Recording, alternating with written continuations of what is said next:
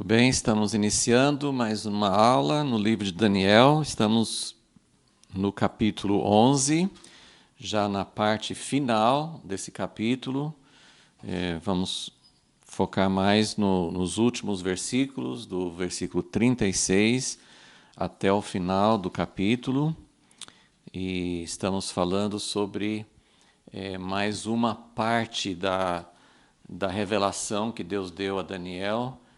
Nós vimos que nós vamos falar um pouquinho sobre o que tem no capítulo 11, só para a gente lembrar, mas estamos falando agora sobre essa parte que seria durante a tribulação, durante o período desse último rei, o que ele vai fazer. Então vamos pedir que o Senhor nos ajude. Claro que tem muitas coisas que ainda não podemos ver ou entender ou saber com muita precisão, mas nós estamos aqui para buscar entendimento do Senhor, para que a gente possa, que a coisa mais importante é nós sermos preparados, nós sermos blindados para que não sejamos presa dos enganos e nem que nós tenhamos que nós nos submetamos àquilo que o inimigo quer fazer de apagar a fé, de tirar a nossa firmeza em Deus. Então, as diversas maneiras que Satanás quer derrotar o povo de Deus, Deus avisou antes para que nós pudéssemos entender essas estratégias e nos preparar para elas. Senhor, nesta manhã, nós queremos realmente que o Teu Espírito Santo nos ajude. Entendemos o quanto que nós somos limitados, entendemos o quanto que a Tua revelação, mesmo tendo sido uma revelação tão maravilhosa que o Senhor deu para Daniel, mas ainda é claro que está fechada essas revelações, esses livros estão selados e só o Senhor pode abrir. Por isso nós chegamos às Escrituras, como chegamos sempre à Tua Palavra, sabemos que o Espírito Santo é o único que pode não só mostrar o que significa, mas também aplicar na nossa vida. Por isso pedimos a Tua ajuda, em nome de Jesus. Amém. Então, eu só queria lembrar esse capítulo 11, que estamos chegando ao final dele, só para entender o plano do capítulo e onde essa parte que vamos estudar hoje, onde se encaixa. Então, nós vimos que a primeira parte do capítulo, os primeiros 20 versículos do capítulo, falam dessas duas dinastias que resultaram do império de Alexandre o Grande, os Ptolomeus e os Seleucidas. Então, até o versículo 20 está falando sobre os diversos reis das duas dinastias. A partir do versículo 21, então, nós temos o foco principal desta revelação e que faz paralelo com o que Deus mostrou para Daniel no capítulo 7, no capítulo 8. O foco é sempre esse pequeno chifre, essa última manifestação dos reinos, dos sistemas humanos. Deus mostrou muita coisa para Daniel sobre os sistemas humanos, sobre o sistema de Babilônia. E esse último rei, o último tem a última dos quatro reinos, dos quatro animais de Daniel 7, mas dentro do último animal, da última sucessão, tem também o último rei, o último manifestante. Então, esse é o foco do versículo 21 até o final. Mas aí, essa parte que tem a ver com uma figura histórica, que é Antíoco Epifânio. Então, tem uma aplicação histórica, mas também está apontando. Antíoco era o protótipo, ele estava mostrando, era um exemplo que Deus queria dar para mostrar aquilo que aconteceria, aquilo que vai acontecer no último rei, na última manifestação desse sistema humano, o anticristo. Lembrando que essa palavra anticristo é uma palavra que nós temos no Novo Testamento, mas mesmo no Novo Testamento é pouco usado. Não é usado no livro de Apocalipse, é usado nas cartas de João, do apóstolo João, 1 João e 2 João, que usa o termo anticristo. Mas nós temos vários outros nomes, 2 Tessalonicenses 2, o homem do pecado, Daniel fala do pequeno chifre, Apocalipse 13 fala dessa besta que reúne, que é o sistema, né? Depois fala de um falso profeta. Então, nós temos várias descrições, e nós convencionamos, a igreja tem chamado de anticristo, mas tem outros termos que usam. Então, essa parte que foca, né, que é o foco principal do capítulo, tem 3 partes também. Então, a primeira nós já vimos, que é ascensão ao poder, o que Antíoco fez antes de... Ele estava no poder já, mas o que ele fez antes de fazer o seu ato mais abominável. Então, seria antes, se nós aplicarmos ao final dos tempos, seria antes da tribulação. Depois, nós temos a partir do momento que ele coloca a abominação da desolação, que está em Daniel 11, está no versículo 31. Então, a partir desse momento, nós temos um foco mais específico sobre a perseguição, porque o anticristo, o Antíoco, ele quer dominar, assim, o foco dele não é somente contra o povo de Deus, ele quer se tornar um grande rei, um grande império, ele tem essa ambição que temos visto durante toda a história, que os reis, os imperadores, os sistemas, eles querem subir e crescer, eles querem dominar o mundo, eles querem vencer todos os adversários. Mas aqui nesses versículos, a segunda parte, é especificamente como que Antíoco e como que o anticristo como que eles perseguiam o povo santo, e qual nós temos passado umas 2 aulas falando sobre isso, sobre como que o povo de Deus, os sábios, o povo de Deus, como que eles vão reagir, como é que eles vão agir nesse tempo diante de tanta perseguição. E agora, então, nós estamos na última parte. Então, ascensão ao poder, o que ele faz antes de realmente fazer uma investida contra o povo de Deus. Depois nós temos essa abominação e como ele persegue o povo de Deus. E agora nós vamos ver essa parte final que descreve um pouco sobre o que ele vai fazer durante esse período.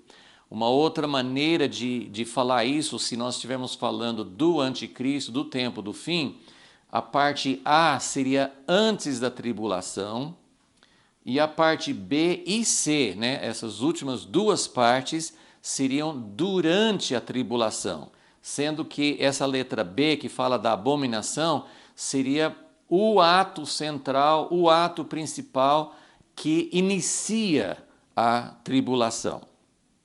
Agora, eu já falei um pouco sobre isso, mas eu vou também repetir uma coisa importante para a gente ter uma base para podermos olhar esse trecho final. Existem várias formas de interpretar esse capítulo todo. E os estudiosos, estou falando isso porque qualquer estudo que alguém fizer, se você for estudar comentadores, teólogos, as pessoas que estudam e interpretam as escrituras de outras épocas ou do nosso tempo atual, nós temos vários pontos de vista. E eu não vou falar sobre todas as possíveis interpretações, mas eu quero diferenciar, eu quero falar sobre 3 posições diferentes, sendo que as 2 últimas são semelhantes, mas eu quero ter uma diferença importante que eu quero colocar antes de olhar esse trecho no capítulo 11.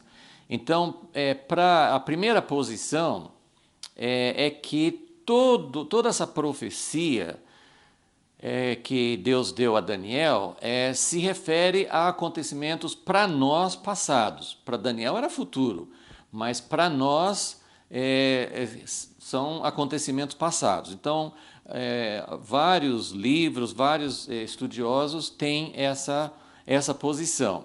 Agora, dentro dessa posição de que tudo é passado, tudo está se referindo realmente a esse tempo antes de Cristo, né? Esse tempo das dinastias e o tempo de Antíoco, Epifânio. Dentro dessa visão de que tudo é passado, também tem duas subposições. Uma é que, e aqui tem assim, até um número grande, não é só alguns meio estranhos, né?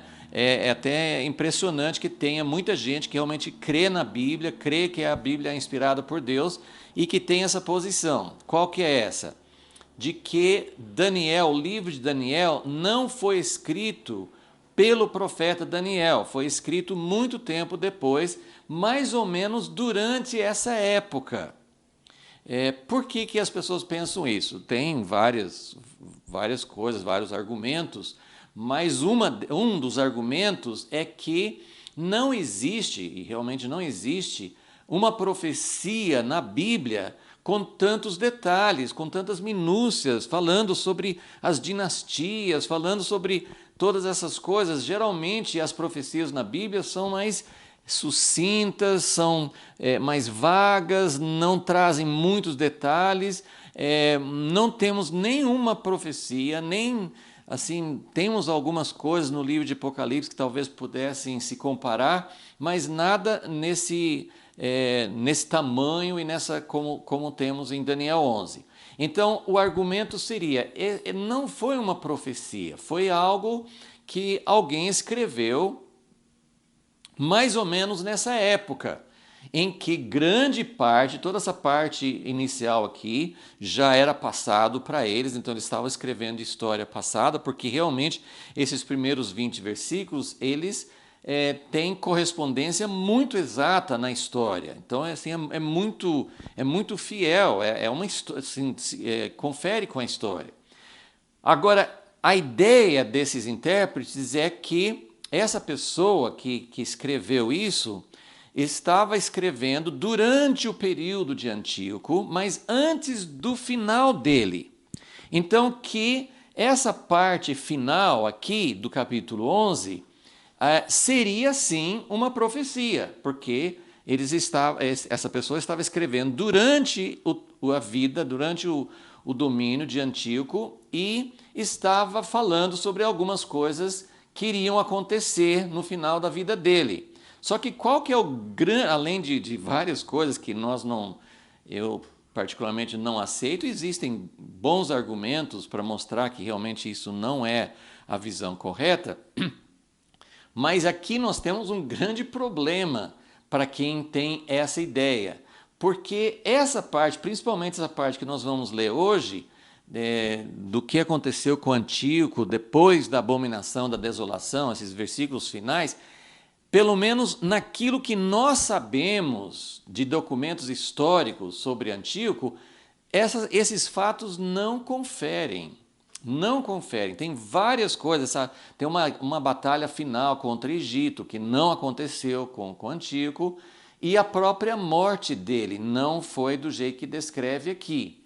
Então, quem tem essa interpretação, que acha que alguém escreveu esse capítulo no tempo de Antíoco, mas prevendo algumas coisas no final, além de estar olhando para a história e não profecia, previu errado. Então seria essa parte final seria uma profecia errada, se é que se refere a Antíoco. Ok. Então eu não vou tomar tempo para analisar isso, mas é importante que quem vai estudar esse assunto, se você for estudar, você vai encontrar essa ideia. Agora, outras pessoas que interpretam que foi Daniel mesmo que escreveu, que é uma profecia inspirada por Deus, também acham que tudo isso aqui é passado. E as partes que nós não conseguimos alinhar com Antíoco, ou talvez nós não temos fatos históricos sobre isso, ou realmente assim, alguma coisa nós não entendemos exatamente sobre o que de fato aconteceu. Então, para mim, as duas subposições, achar que tudo é passado, para mim é muito difícil. E outro assim, eu não creio que Deus tenha colocado na Bíblia algo, mesmo que fosse futuro para Daniel, algo tão importante, um capítulo tão detalhado, sendo que para nós, nos nossos dias, desde os tempos de Jesus, isso não tivesse mais aplicação. E o próprio Jesus contraria isso, porque ele fala da abominação da desolação como uma coisa futura para Jesus. Então, obviamente, Antíoco não cumpriu tudo. Então, essa é a primeira posição de interpretação desse capítulo, que tudo se refere a um tempo passado e tem essas ideias sobre possivelmente um outro autor que não fosse Daniel. Então, são coisas que, pessoalmente, eu não consigo ver como isso pode ser verdade. Então, agora a segunda posição e a terceira, que são semelhantes, é que esse capítulo se refere a coisas históricas, mas também a coisas futuras. Então, a segunda e a terceira posição, as duas, afirmam isso. Está falando, os primeiros 20 versículos, sim, são históricos, mas estão mostrando de onde veio o Antíoco. Então, tem toda uma linha histórica que foi importante ver e fazem parte dessa formação de onde veio a origem de Antíoco. Ele vem de toda essa situação histórica.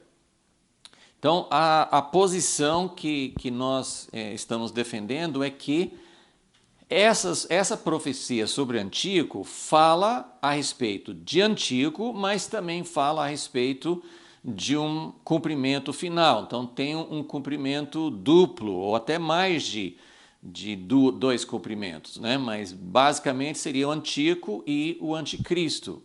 Agora, a diferença entre a segunda e a terceira posição é a seguinte. Então, as duas posições entendem que Daniel 11 é uma profecia de Antíoco, mas como protótipo, como uma figura histórica que revela muita coisa sobre o tempo do fim e sobre o anticristo final. Então, sobre isso, as duas posições são iguais.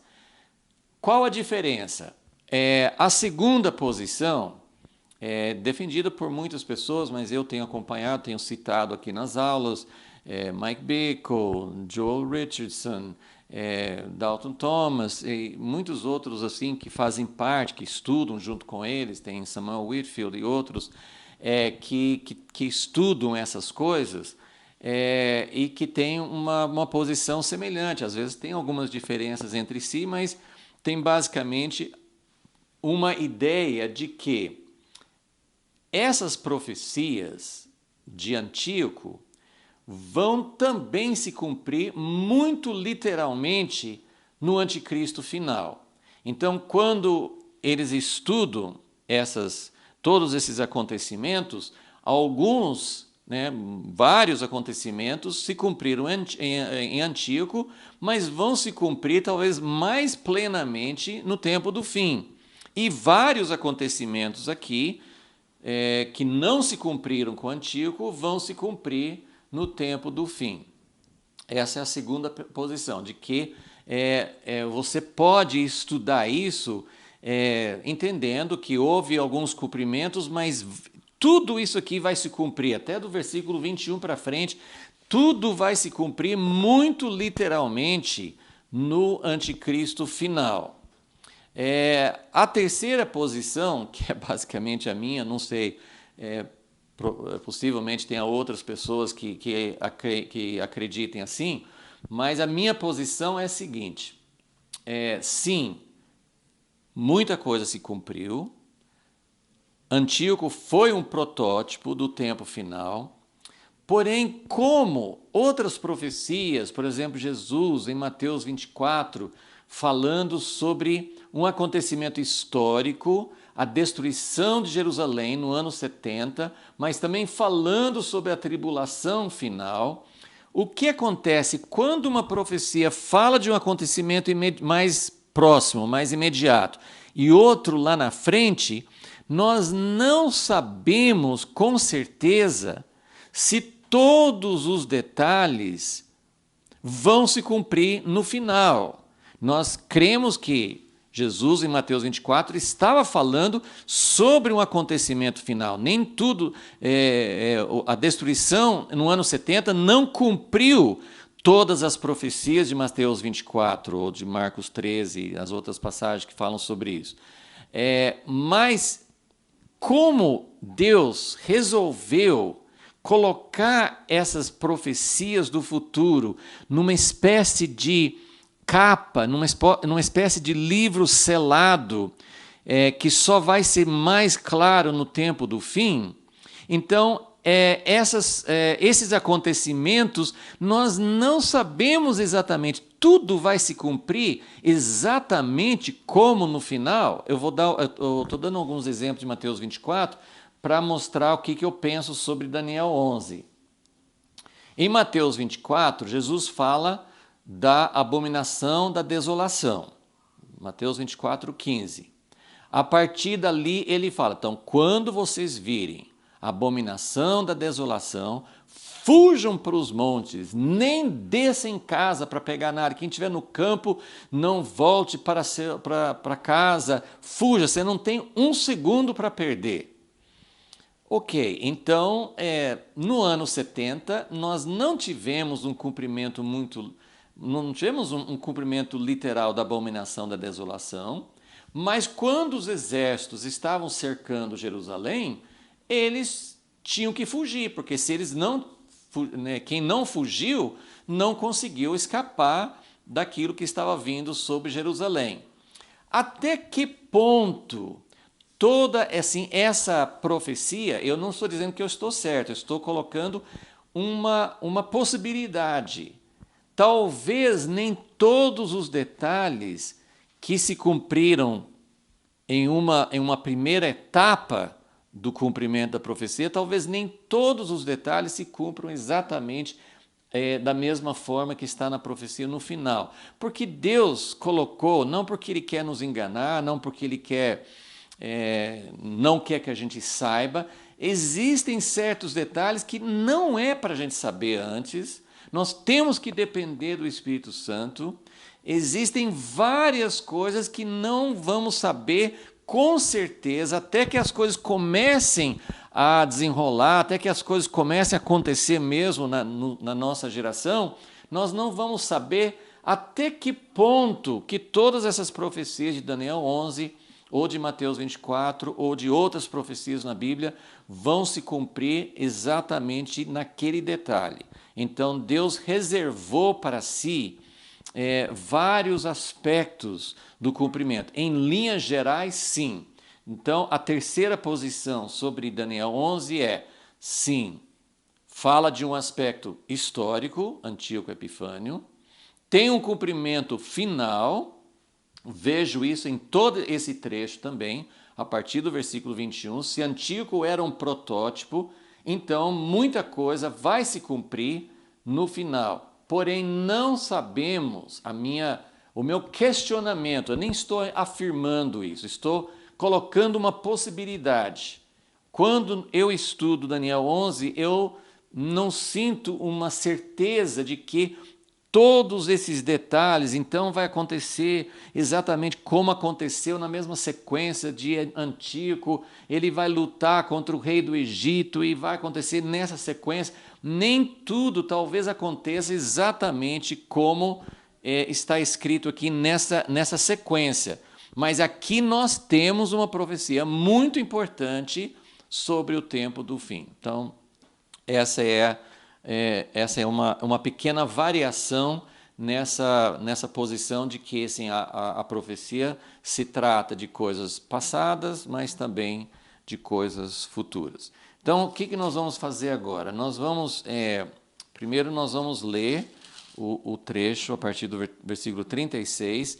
Se você está com o esboço que está disponível aí, Se você está com o esboço, estou na letra C do esboço, acontecimentos envolvendo as nações ao redor. Então, no esboço tem 12 fatos que nós podemos extrair desse trecho. Então, nós vamos ler e nós vamos comentando sobre alguns aspectos, depois nós vamos falar sobre as características, que eu acho que uma das coisas mais importantes para a gente extrair dessa profecia são as descrições.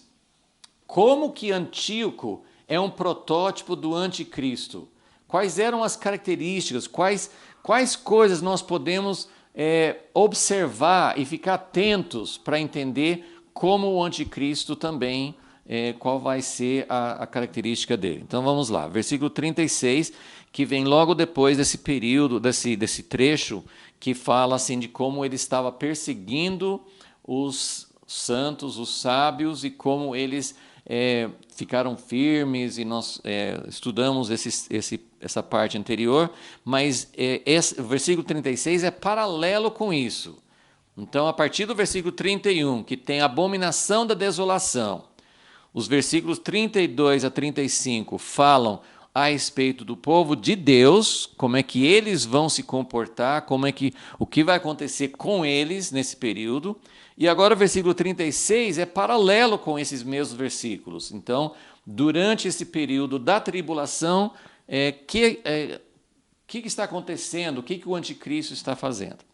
Versículo 36. Este rei fará conforme a sua vontade, e se levantará, e se engrandecerá sobre todo Deus, e falará coisas espantosas contra o Deus dos deuses. Será próspero até que a ira se complete, porque aquilo que está determinado será feito. Não terá respeito aos deuses de seus pais, nem terá respeito pelo desejado das mulheres, nem a qualquer deus, porque sobre tudo se engrandecerá. Mas ao Deus das fortalezas honrará em seu lugar, e a um Deus a quem seus pais não conheceram, honrará com ouro, com prata, com pedras preciosas e com coisas agradáveis. Agirá contra os castelos fortes com o auxílio de um Deus estranho, e aos que o reconhecerem multiplicará a honra, e os fará reinar sobre muitos, e repartirá a terra por preço. Então eu vou parar aqui, porque basicamente aqui tem duas partes nesses versículos. Então, uma do 36 ao 39 está falando sobre ele em relação a Deus, ele em relação a outros deuses. Então, uma das coisas que mais lemos sobre o pequeno chifre, sobre esse rei do norte, sobre a besta de Apocalipse 13, um dos fatos que mais se repete é que essa figura, essa manifestação, esse homem do pecado, segundo Tessalonicenses 2, esse anticristo, esse homem do pecado, vai falar coisas absurdas contra Deus, blasfêmias, coisas grandiosas. Então, isso é um fato que é muito repetido aqui, né? Ele se exaltará contra Deus. E vamos lembrar que ele é como se fosse a encarnação. Assim como Deus encarnou em Cristo como homem na primeira vinda, e Deus, o mistério da piedade, vai também se manifestar. Deus vai ter um grupo de sábios, Deus vai ter um povo que vai dar à luz algo que Deus está esperando, que é o Verbo se fazendo carne outra vez, num corpo de muitos membros. Então, assim como Deus, o desejo de Deus é que nós sejamos sua imagem, mas não só uma imagem vazia, mas que nós sejamos repletos da glória de Deus dentro de nós, que nós vivamos como o povo de Deus na terra, dando testemunho de como Deus é. Da mesma forma, assim, num contraste, nós temos o anticristo que encarna o espírito satânico. E 2 Tessalonicenses 2 fala que algo está impedindo que isso aconteça. Porque esse é um processo, tanto no povo de Deus, quanto na semente da mulher, semente da serpente, esses processos têm acontecido, estão acontecendo desde sempre na história. Mas as duas coisas não chegaram à plenitude. A Bíblia fala sobre plenitude. Efésios 4 fala sobre chegar à estatura plena do Filho de Deus. Então, e também nós temos esse mistério da iniquidade chegando à plenitude.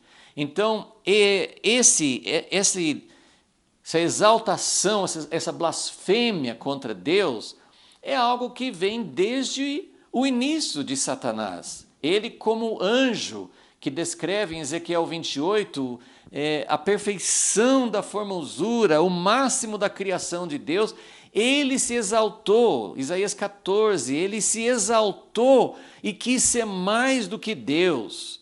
Ele quis que ele fosse o máximo e não Deus. Então, essa é a raiz de todo o pecado. No jardim do Éden, Satanás plantou essa semente, vocês precisam comer desse fruto, porque aí vocês vão ser como Deus, conhecedores do bem e do mal. Então, esse desejo de se exaltar, né, a ciência, que é uma coisa tão maravilhosa, que Deus deu a capacidade aos homens de descobrir as leis da natureza, descobrir as maravilhas que Deus fez. Infelizmente, existem cientistas que querem, através das suas descobertas, eliminar Deus, dizer que não precisa de Deus e entender que o homem tem suficiente entendimento para descobrir sozinhos que nós não dependemos de Deus. Isso em todos os campos de conhecimento e até na religião, né? E uma coisa muito importante que eu preciso colocar aqui, essa exaltação do anticristo, a gente pensa assim, quem que seguiria hoje um homem que blasfemasse, um líder, né, que blasfemasse contra Deus, que falasse que ele era Deus? Hoje as pessoas, se não acreditam em Deus, em Jesus Cristo como Filho de Deus, mas eles não acreditam em outro Deus também. Mas isso vai ser tão enganoso, e Jesus fala, e outros textos falam também, né, 2 Tessalonicenses 2, que é uma passagem chave para entender isso, fala muito sobre um engano que, se fosse possível, Jesus fala em Mateus 24, se fosse possível, enganaria os próprios eleitos. Então tem algo que não é tão simples como dizer, eu nunca vou seguir um homem que fala que é Deus.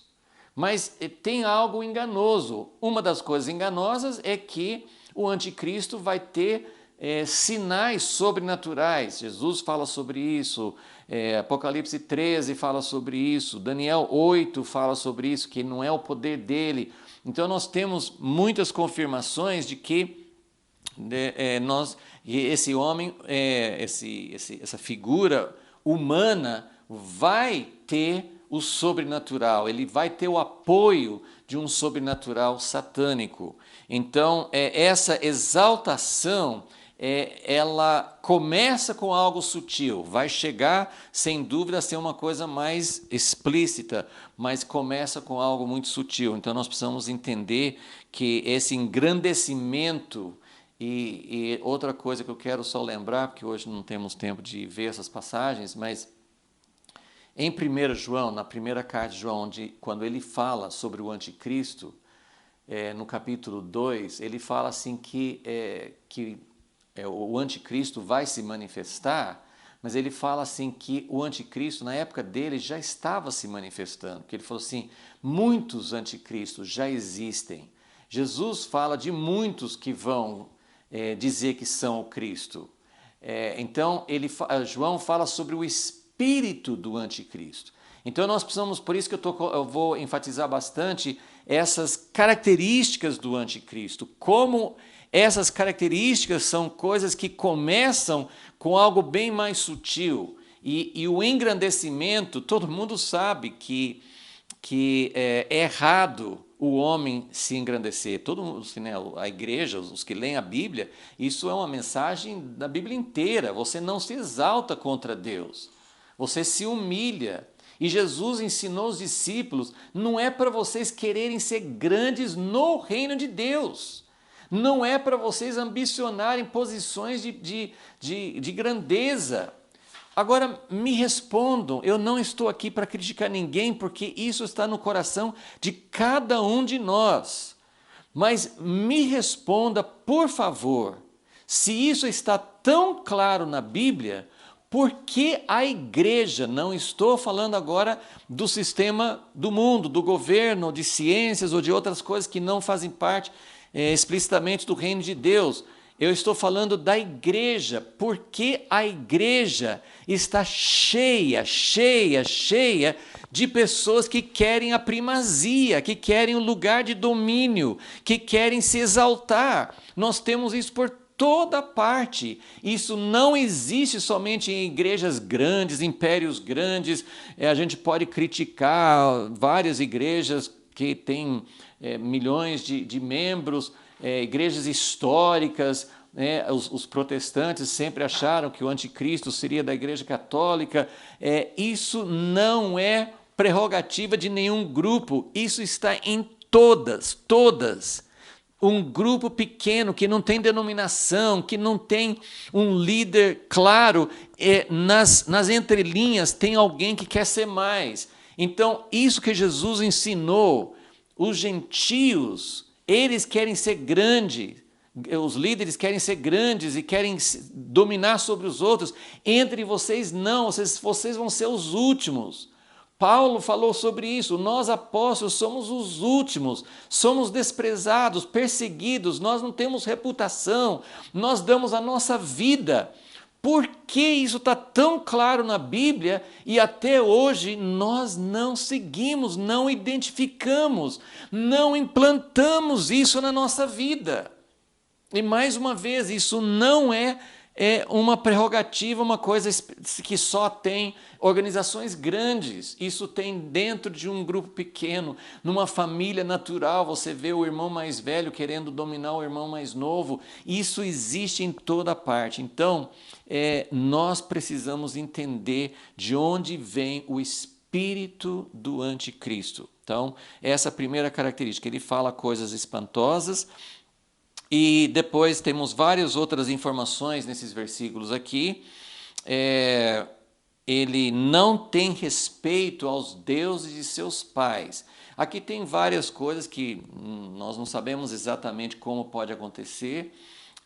Existe uma defesa bem interessante por esses irmãos que eu já citei, de que o anticristo deve surgir do Oriente Médio, que não seria alguém do mundo ocidental, então que ele seria do Oriente Médio. Se ele é do Oriente Médio, provavelmente ele seria um muçulmano, que é a religião dominante do Oriente Médio. Mas aqui está dizendo que ele não terá respeito aos deuses de seus pais, ou à religião de seus pais. Então ele poderia ser alguém de um país e de uma tradição islâmica, isso é uma possibilidade, mas ele vai ser alguém que talvez chegue ao poder com apoio de muçulmanos, vamos supor, isso é uma possibilidade, mas ele não vai respeitar os deuses de seus pais, ele não vai respeitar a tradição dele. Tem uma parte aqui no versículo 37 que é bem discutido, que ele não terá respeito pelo desejado das mulheres. Algumas traduções dão a entender que ele não sentirá tentação por mulheres. Mas parece que a tradução mais correta realmente ele não terá respeito pelo desejado das mulheres. Isso possivelmente seja algo como tinha nas religiões daquela época, que tinha um deus da fertilidade, isso tinha em várias tradições diferentes. Em Ezequiel 8 fala sobre isso no meio de Babilônia, que tinha uma tradição de lamentar Tamuz, e era um ciclo agrícola, né? Quando estava seca, tinha seca, quando não tinha chuvas, eles lamentavam esse Deus que tinha morrido e que trazia chuvas, mas depois ele voltava. Eu não conheço bem os detalhes dessa tradição, mas isso pode se referir a algum tipo, sim, que por algum motivo as mulheres que tinham mais esse papel de lamentar e de buscar o retorno desse Deus que poderia trazer chuvas para o país. Mas então ele não terá respeito aos deuses de seus pais, não terá respeito pelo desejado das mulheres. Então, assim, ele não respeita as coisas que são fortes tradições. Isso é a ideia aqui. Nem a qualquer Deus, porque sobre tudo se engrandecerá. Então, aqui, inicialmente, nós temos uma ideia de que esse anticristo, e afinal de contas, se ele diz que ele é Deus, então ele não tem respeito por outros deuses. Mas olha que contradição nós encontramos aqui no versículo 38. Porque ele rompe, ele faz uma ruptura com as tradições dele. Existem alguns paralelos com o Antíoco Epifânio, que eles tinham, a tradição deles tinham uma veneração, né, uma adoração por um deus chamado Apolo, e ele mudou essa tradição para Zeus, que era um deus romano. Então, de alguma maneira, não muito literalmente, assim, não cumpre tudo, mas tem uma ideia assim com o Antíoco que ele tenha feito uma mudança assim. Mas ele não respeita, então, versículo 37 fala, ele não respeita outros deuses. Ele é totalmente ele. Eu não respeito nenhum deus, eu rompo com as tradições e eu não respeito nenhum outro deus, porque ele se exalta. Mas no versículo 38 ele fala de um outro deus. Ele honra um Deus chamado Deus das fortalezas. E nós poderíamos chamar isso de um Deus das guerras. Então, esse homem, ele não respeita, mas como nós sabemos, o homem sempre vai adorar alguma coisa. O ateu adora alguma coisa. Ele acha que não adora, mas sempre tem um lugar na nossa vida que precisa ser preenchido. As pessoas, os grandes ditadores, eles se espelham em outros ditadores. Eles têm algo que para eles é o máximo. As pessoas olham para a história, as pessoas têm desde sempre, né, tem lá o Nimrod nos primeiros capítulos de Gênesis, assim, sempre tem alguém que se sobressai, que se destaca, e geralmente é por causa de guerras, por causa de poderio militar. Então, esse homem, apesar dele falar que ele não respeita, não adora nenhum outro Deus, ele adora sim. E nós sabemos que, em última análise, as pessoas estão adorando o Deus desse século.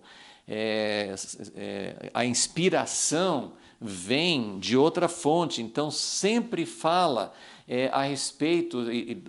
Apocalipse 13 é muito claro quando fala assim que a besta que surgiu do mar recebe o seu poder do dragão, que é Satanás. Então, vem um poder sobrenatural, vem um poder. E isso tem acontecido em maior ou menor escala com todos os grandes imperadores. Muitos deles, por mais que sejam materialistas e não acreditem em nada, eles têm algo que é a fonte de inspiração e muitas vezes até de poder mesmo, né? Então ele coloca o Deus das fortalezas no lugar desses outros deuses. E há um Deus que seus pais não conheceram, ele vai honrar com ouro, com prata, com pedras preciosas. Jesus falou de Mamon como um Deus, né? Que é o próprio materialismo.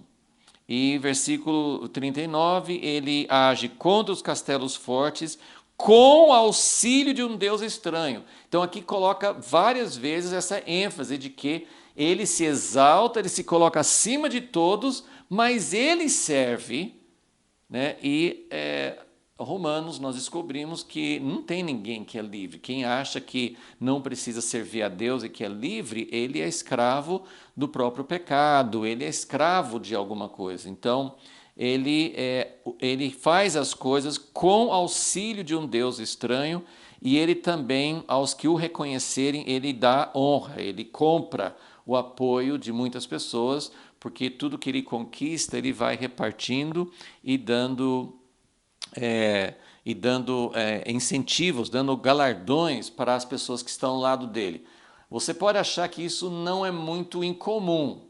Claro, todas as pessoas vão dar galardões para quem apoia, mas existiam, até no tempo de Antíoco, tinha muitos que não faziam isso, e Antíoco realmente fazia isso. Ele dava dinheiro e posições para as pessoas que o apoiavam. Então agora nós temos, do versículo 40 em diante, fala mais a respeito das campanhas militares, de como que esse último rei, como que ele vai lutar, e é nesse ponto também que a gente não tem certeza, a gente não sabe exatamente como isso vai se cumprir. Muitos irmãos, né, que têm estudado com muito tempo e muita dedicação, entendem que isso vai cumprir literalmente. São coisas que a gente precisa acompanhar. Então ele fala que no fim do tempo, isso não aconteceu com Antíoco, versículo 40, não aconteceu com ele. No fim do tempo, o rei do sul, que é do Egito, lutará com ele, com esse rei do norte. E o rei do norte o acometerá com carros, com cavaleiros e muitos navios. Entrará nas terras e as inundará e passará.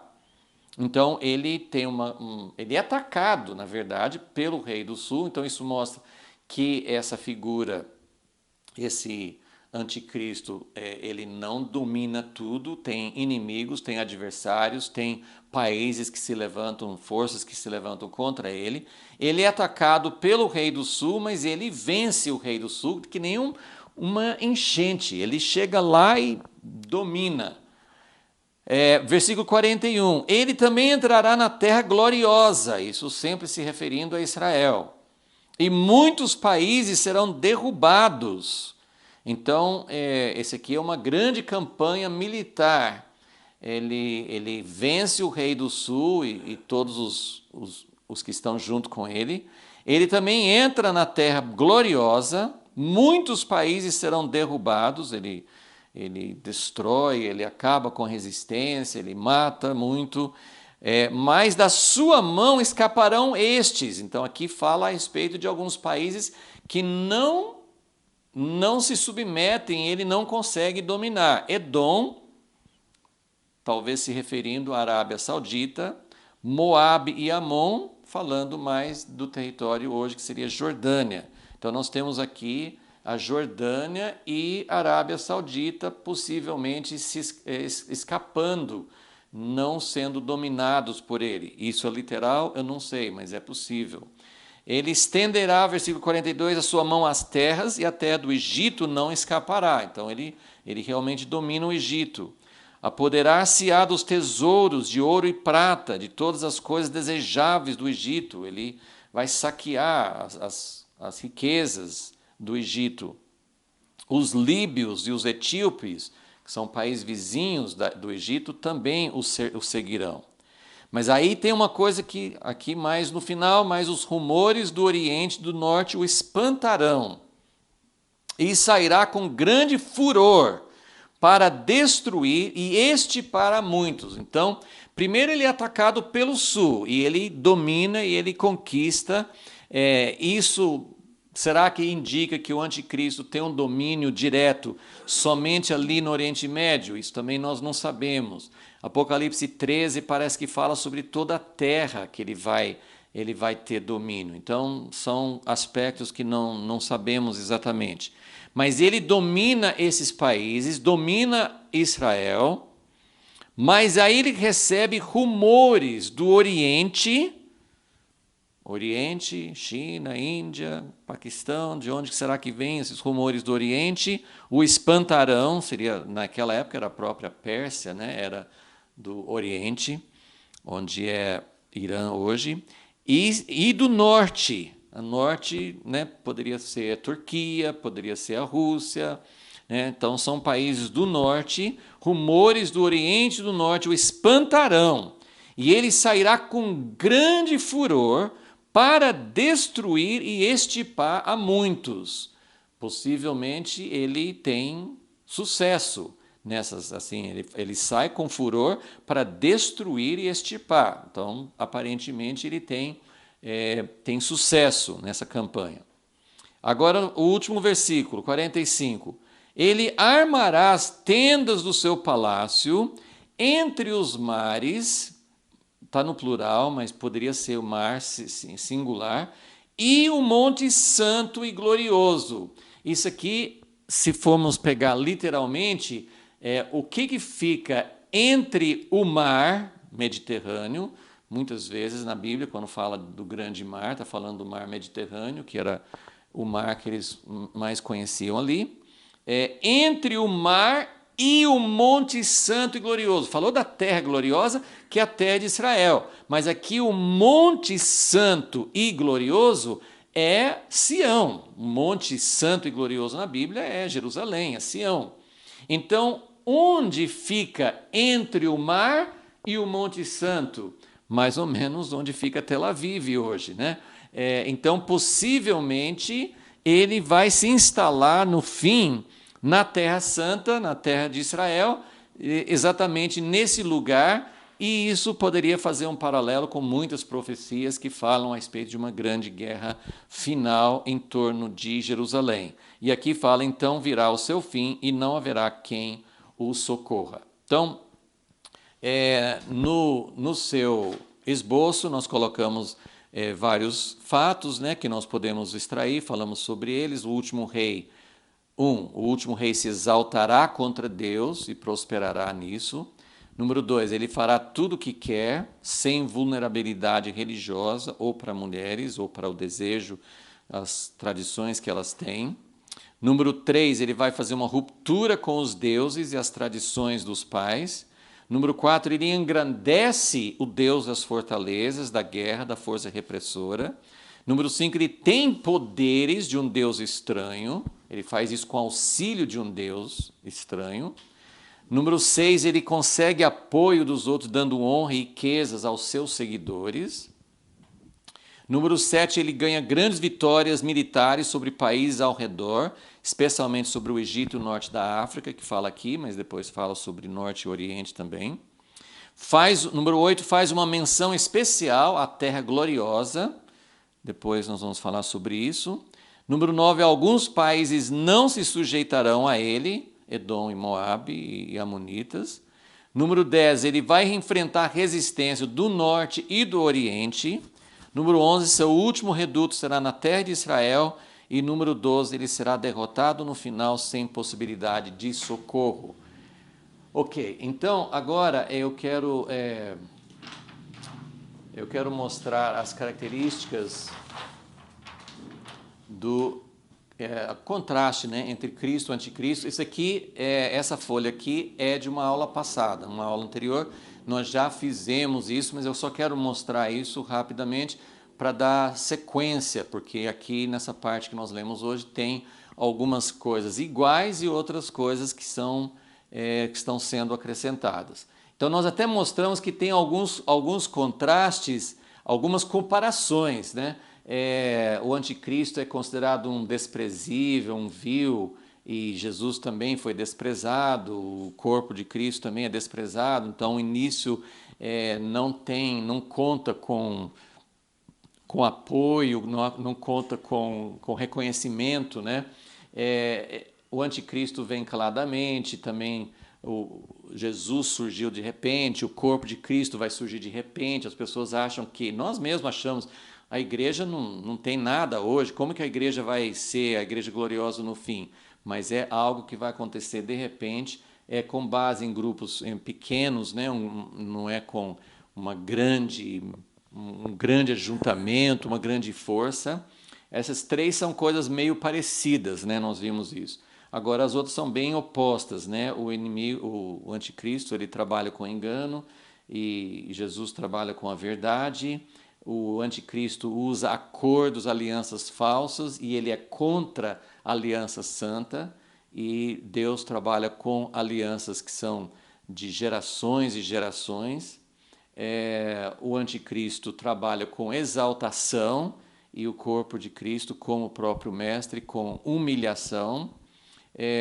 O grande ato do anticristo é uma abominação e nesse tempo o povo de Deus está sendo purificado, então vai haver uma abominação terrível no final e ao mesmo tempo o povo de Deus, os sábios sendo purificados.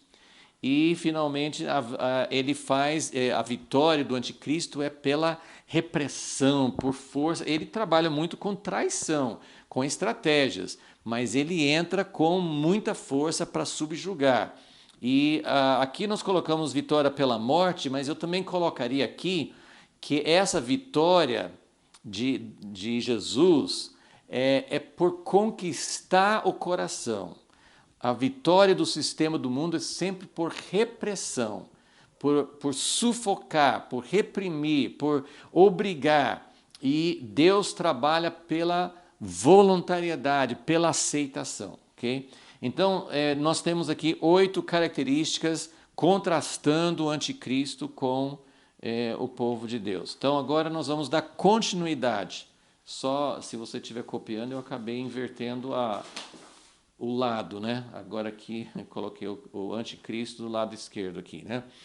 Então, o que nós vimos hoje nesse trecho aqui, que nos revela algumas coisas, como eu falei, são semelhantes, são desdobramentos ou consequências daquelas primeiras, mas aqui nós vemos aqui, o anticristo, ele fará o que bem entender, e ele não é o primeiro que faz isso. No próprio capítulo 11, quando está falando sobre Alexandre o Grande, no versículo 3, também fala sobre isso, que ele faz o que bem entende, faz o que bem entender, faz conforme a sua vontade, faz como lhe aprover em várias traduções. Então, ele tem numa posição maior, porque por que as pessoas querem tanto chegar à posição de poder? Porque lá você faz o que você quer, é a sua vontade que prevalece. Então, esse desejo, e era a semente do mal no Jardim do Éden, eu quero fazer o que eu entendo, eu quero ter entendimento do bem e do mal, eu quero participar, comer desse fruto, porque eu quero, é desejável para mim, eu quero fazer a minha vontade. Então, esse desejo de fazer prevalecer a sua própria vontade é o sonho. Aquele que é um empregado numa empresa, ele fala assim, se eu pudesse ser o dono da minha própria empresa, eu ia fazer como eu quero, eu ia ter o horário que eu quisesse, eu ia fazer do meu jeito. Então esse desejo faz parte da nossa natureza.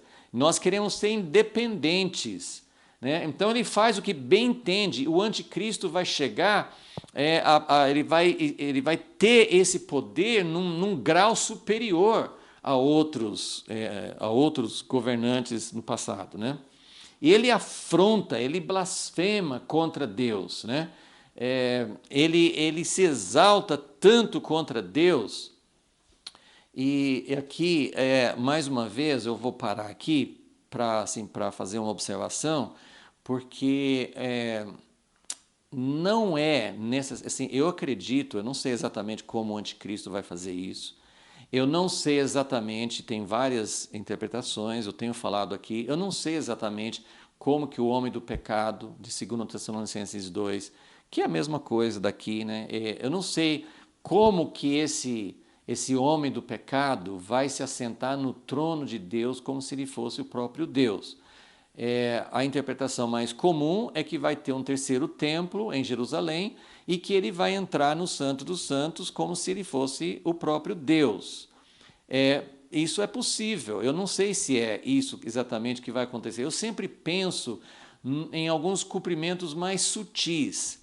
E eu vejo muito hoje pessoas no poder usando o nome de Deus como se eles fossem adeptos, como se eles fossem defensores de Deus, mas eles se exaltam. Então, a afronta contra Deus pode ser de alguém que seja que aparentemente seja uma pessoa que defenda Deus. Não é uma pessoa, talvez, eu não sei como que vai acontecer, mas nós temos exemplos na Bíblia. O rei de Judá, o rei Uzias, era um rei bom, era um rei temente a Deus. E ele quis usurpar o lugar do sacerdote, ele quis se exaltar. Ele era um homem piedoso, o que ele fez até então tinha sido muito bom, mas ele se exaltou fora da posição dele por causa de vanglória, por causa de exaltação. Então nós temos muitos exemplos e a Bíblia fala de falsos profetas e falsos cristos que vão sair do meio da igreja. Se o grande anticristo no fim vai ser alguém que saiu da igreja, alguns acham que ele vai ser um judeu, outros que ele vai ser um muçulmano, a gente não sabe de muitos detalhes. O que eu quero alertar é que essa afronta pode partir de alguém que aparentemente fala do nome de Deus. Por isso, nossos olhos têm que estar abertos, ok? Número 11 aqui, ele tem desrespeito aos pais, às tradições. Se a pessoa tem uma tradição pagã ou contra Deus, ou se os pais foram pessoas que não serviram a Deus, é lógico que o filho precisa ter uma ruptura com aquilo que vem dos pais. Às vezes o que vem dos pais é algo que é uma maldição, não é uma bênção. Mas aqui está descrevendo o anticristo como alguém que não respeita os deuses, não respeita as tradições dos pais. Então eu acho que é uma coisa importante para ver, e também porque Paulo, em Timóteo, 1 Timóteo 4, depois tem 2 Timóteo 3, ele fala que nos últimos dias as pessoas vão ser desobedientes aos pais, as pessoas não vão respeitar aquilo de bom que os pais passaram. Então, isso aqui é uma característica. Número 12, essa exaltação da guerra, da força, da repressão, das armas. Eu já fiz menção de como Jesus, quando ele enfrentou a sua hora de ser entregue à morte, ele tinha falado uma coisa que eles não entenderam, Falou assim, olha, antes eu falei com vocês para ir sem nenhuma defesa e nenhuma provisão, mas agora os tempos são diferentes, vocês vão enfrentar oposição. E aí alguém falou assim, mas tem uma espada, e depois até usaram a espada para cortar a orelha de um servo lá. E Jesus falou que quem mata com a espada será morto com a espada. E ele falou que o reino dele não é implantado com armas naturais. Então, essa exaltação da guerra, da força, das armas, nós precisamos entender isso. Claro que quem é líder de um país precisa ter polícia, precisa ter exército, precisa ter defesas, mas nós precisamos entender o espírito que atua. Esse espírito do anticristo vai exaltar, vai colocar muita ênfase na força para poder subjugar os povos e para dominar outros. Então, ele serve ao Deus das fortalezas, ele serve ao Deus das guerras. E por fim, ele tem ele quer destruir, todo mundo que é contra ele quer fazer uma destruição, investida contra a terra gloriosa. E eu coloquei aqui, nós sabemos que tudo que Jesus representou foi o contrário. E eu quero só mostrar, vamos passar aqui, em vez de fazer tudo que bem entende, ele faz a vontade do Pai. Jesus falou muitas vezes, em João 5, por exemplo, ele fala, eu não vim aqui para fazer a minha vontade. Então, é muito forte isso, várias vezes confirmado. As instruções para nós, como povo de Deus, é que nós sejamos igual ao nosso Mestre. Nós não estamos aqui para fazer a nossa vontade, nós não estamos aqui para criar um ministério grande, onde nosso nome seja conhecido, nós não estamos, o reino de Deus não é pessoas fazendo um grande nome, um grande império. Então nós temos que ter muito discernimento, porque o espírito do anticristo atua quando nós fazemos o que nós bem entendemos. Ao invés de afrontar Deus, em vez de falar contra Deus, Jesus vinha, a missão dele era exaltar, honrar, glorificar. Ele veio para glorificar. Eu não pus isso aqui, mas a palavra-chave mesmo é glorificar. Ele vem para glorificar a Deus. Esse é o nosso chamado também.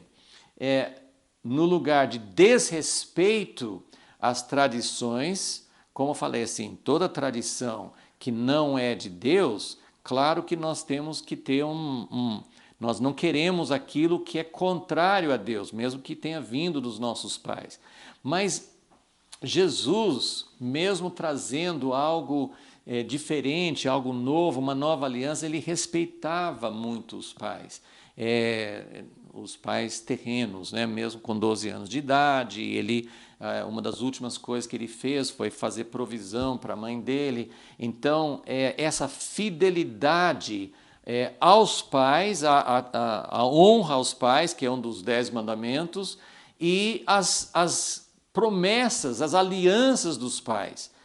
Uma coisa muito errada que a igreja tem feito é desrespeitar, menosprezar aquilo que veio por meio de Abraão, de Moisés, de Davi, as grandes alianças no Antigo Testamento. Então, a fidelidade às promessas, Deus é sempre fiel, Ele traz coisas novas, o plano dele avança, mas ele não desfaz, ele constrói em cima daquilo que ele prometeu, ele é fiel às promessas que ele fez.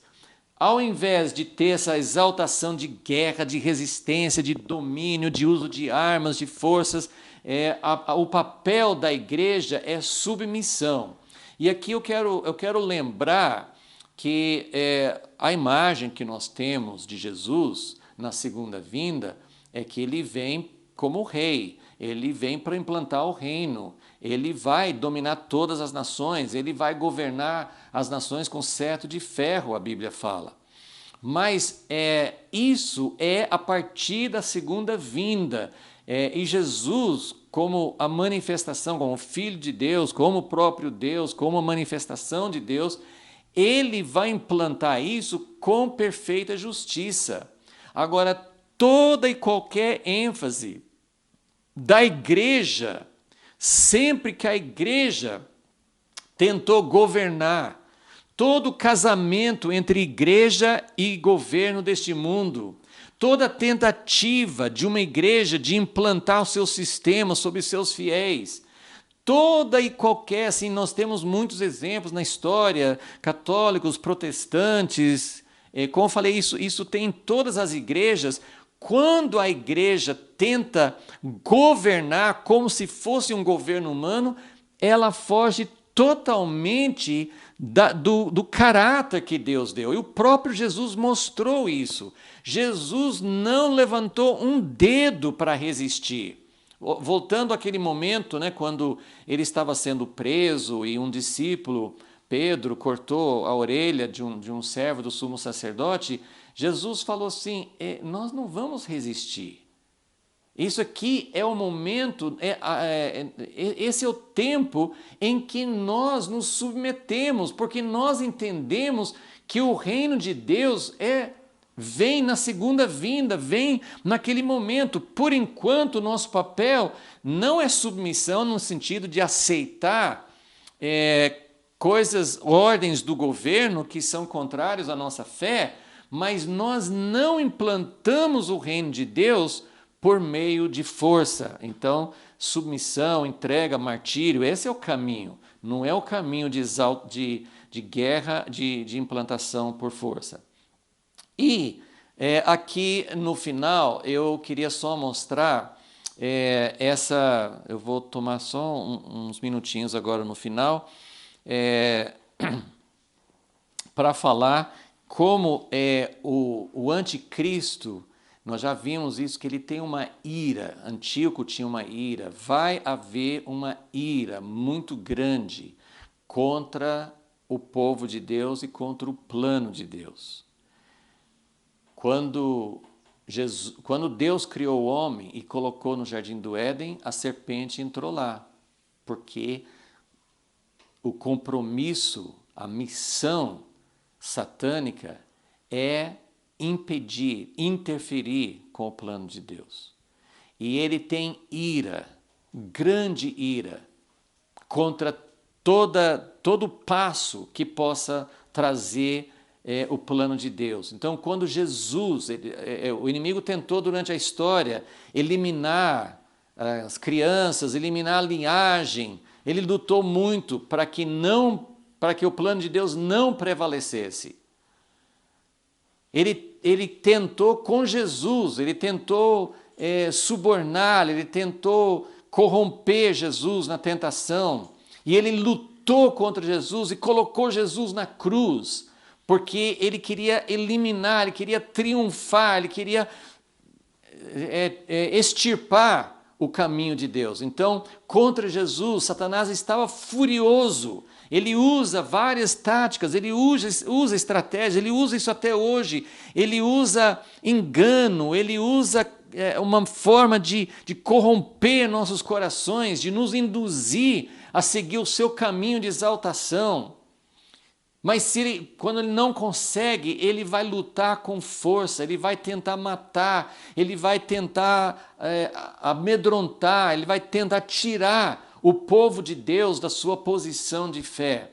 E ele tem uma ira especial contra o instrumento que ele vê como instrumento que Deus prometeu usar para trazer o reino de Deus para a terra. Então ele tem algo muito específico contra a terra de Israel e contra o povo de Israel. Mas como nós fomos enxertados, nós fazemos parte, claro, dessa ira. Satanás tem uma ira muito grande contra todos nós.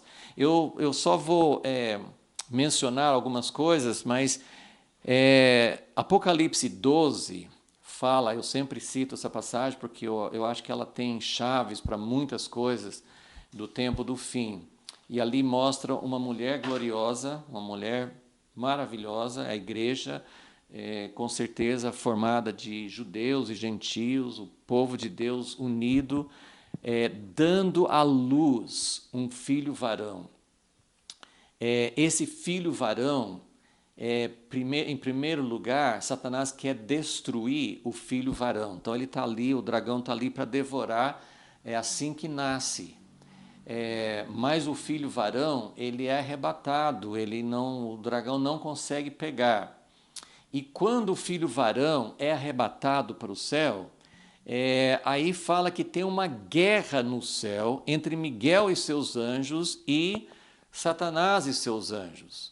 Mas essa guerra parece que tem algo a ver com esse nascimento do filho varão, que eu entendo que é a manifestação de Jesus na terra, essa encarnação que precisa acontecer de uma forma mais plena nos últimos dias.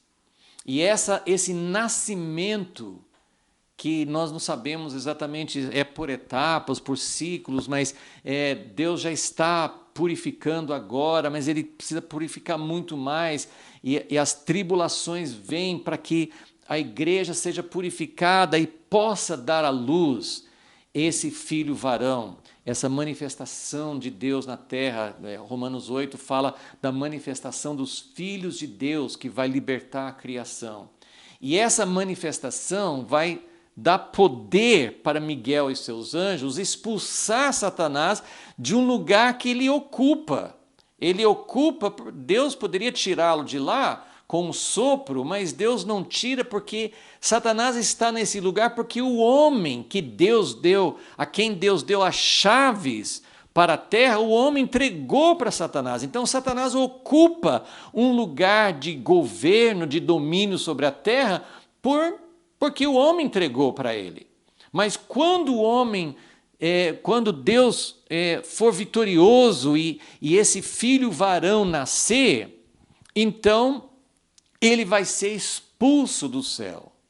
E aí relata em Apocalipse 12 que ele vem com muita ira. E nós encontramos isso várias vezes em Daniel 11, mas principalmente no fim, que quando ele recebe, versículos 44 e 45, ele recebe notícias, rumores do Oriente, do Norte, e ele fica muito irado.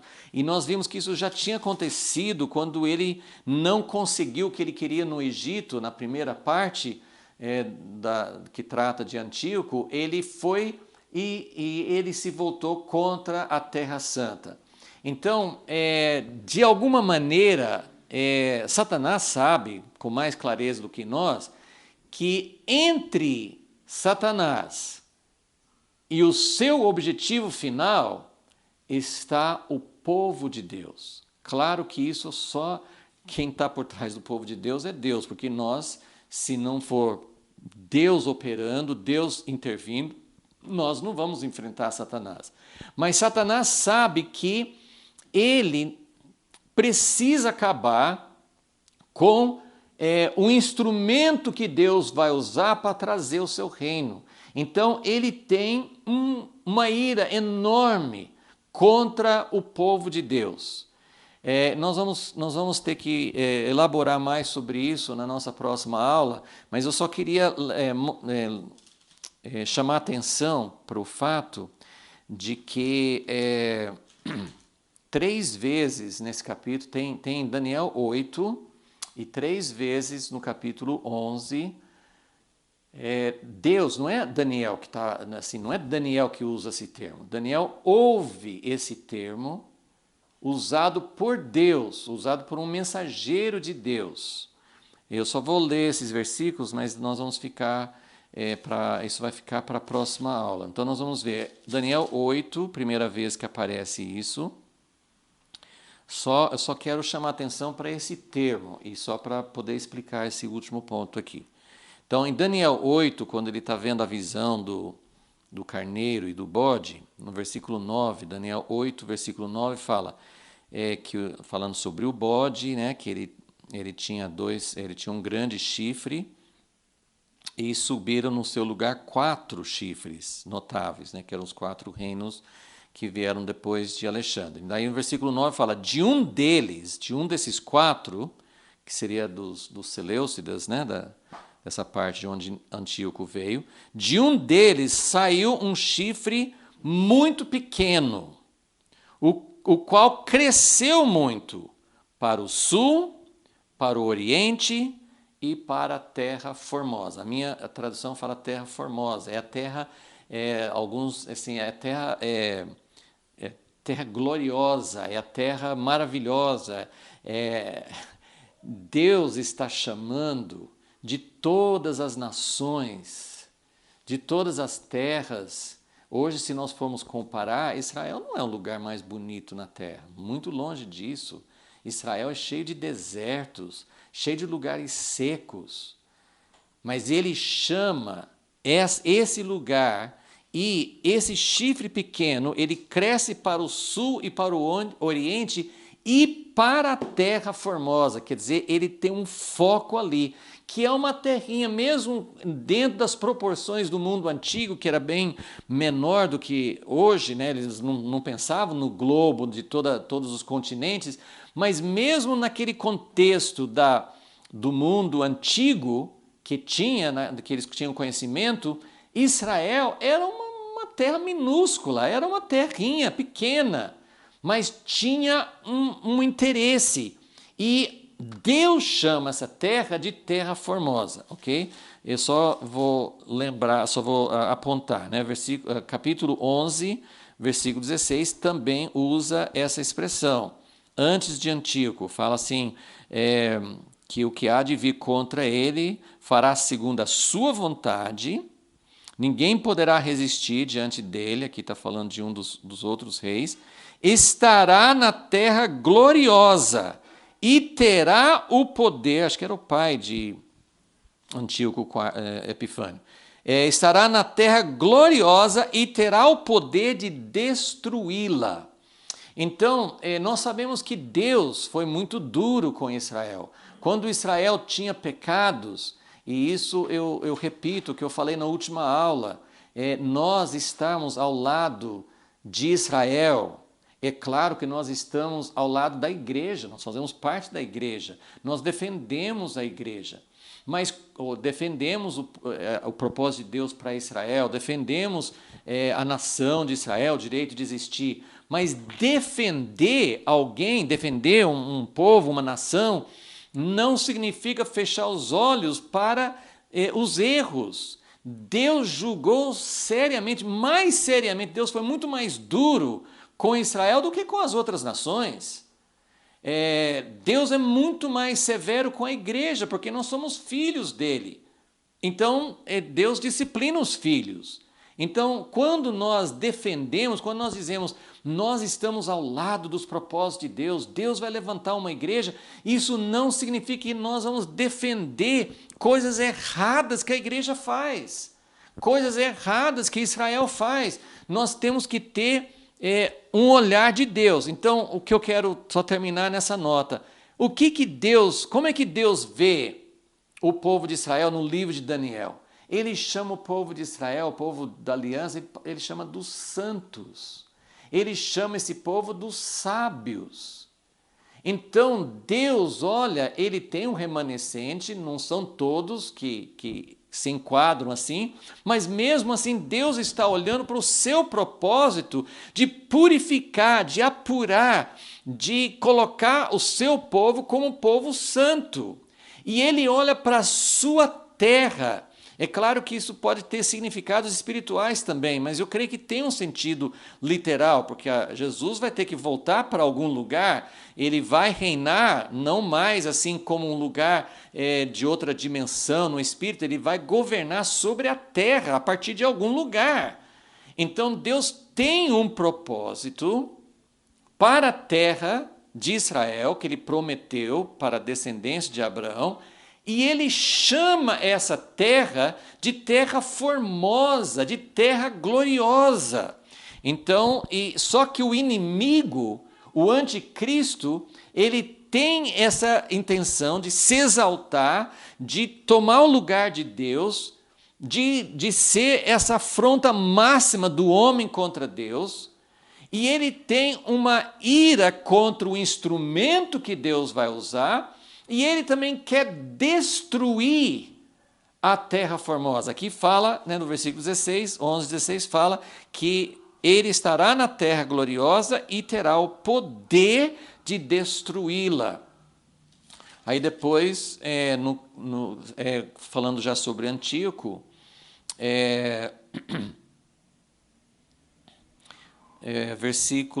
versículo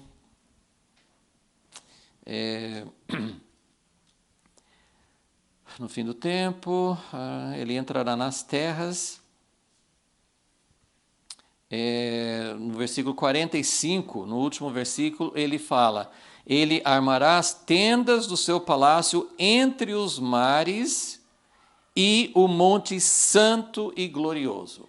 Então, Deus identifica o monte santo e glorioso, a terra gloriosa.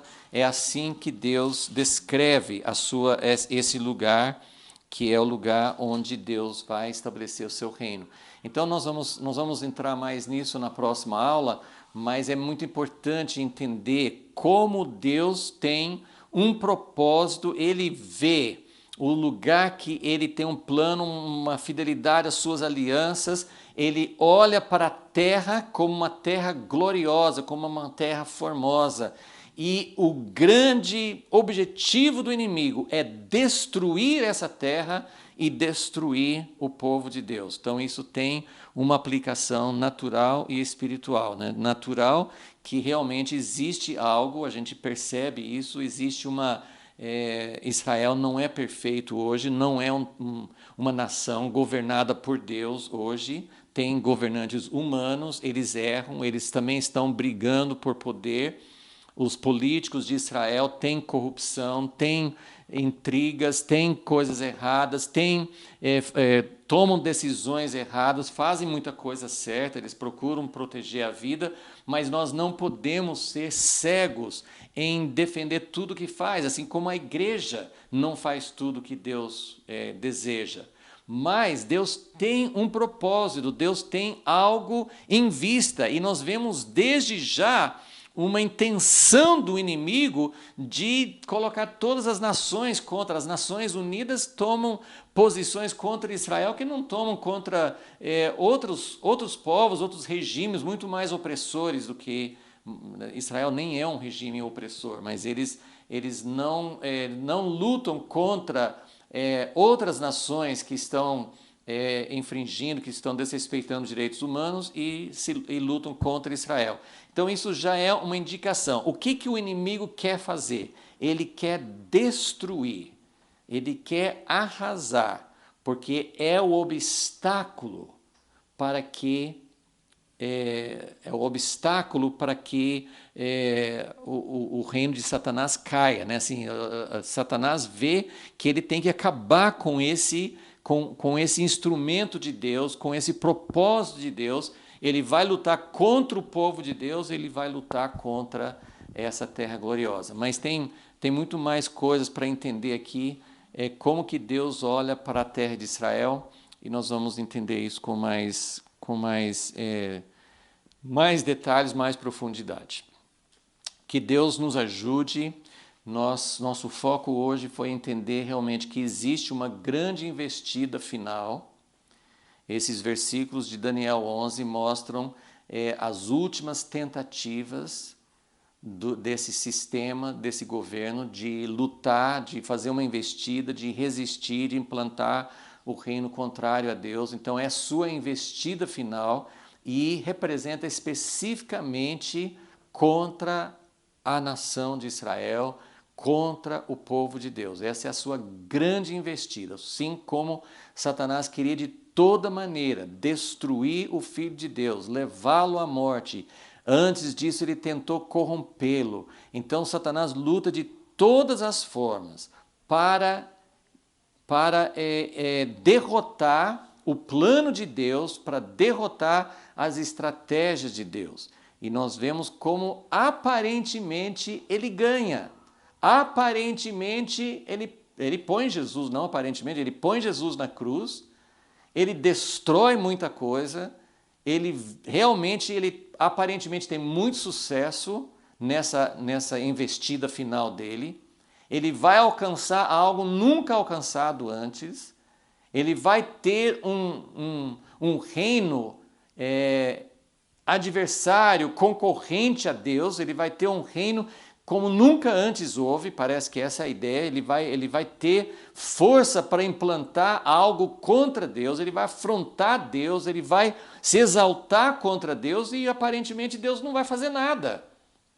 Mas nós vamos ver como isso acontece no tempo do fim, qual é a estratégia de Deus, que já sabemos qual é, mas nós, como eu falei, assim, a gente lê e lê, ouve e parece que não entra no nosso coração. Senhor, nós pedimos a Ti, Senhor, se o Senhor mostrou tudo isso para Daniel, muito mais o Senhor quer mostrar para nós o que nos espera, o que vem pela frente. Nós queremos entender, Senhor, aquilo que o Senhor quis mostrar para Daniel e para tantos outros servos. Jesus, o Senhor mostrou isso também para os discípulos. Nós queremos realmente ser advertidos, alertados, queremos ser blindados por Ti, para que nosso coração não seja enganado, para que nosso coração não seja tomado, seduzido pelas armas de Satanás. Pedimos, ó Deus, que nessa investida final, que o Senhor possa nos dar, como lemos na semana passada, O povo que conhece o seu Deus será forte para resistir e saberá agir dando testemunho de ti. Nós pedimos isso em nome de Jesus. Amém.